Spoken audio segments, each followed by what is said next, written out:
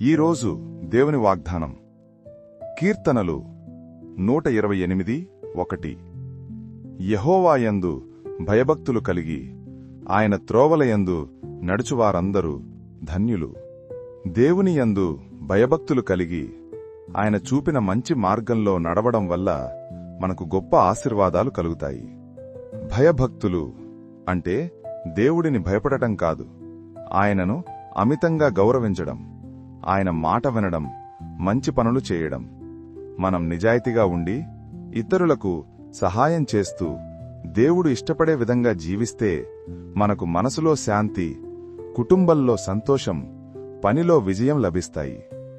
కష్టాలు వచ్చినా వాటిని తట్టుకునే శక్తి, ధైర్యం దేవుడిస్తాడు. ఆయన మార్గంలో నడిచేవారికి దేవుడు ఎప్పుడూ తోడుగా ఉండి మన జీవితాన్ని సంతోషంగా, సంతృప్తికరంగా మారుస్తాడు.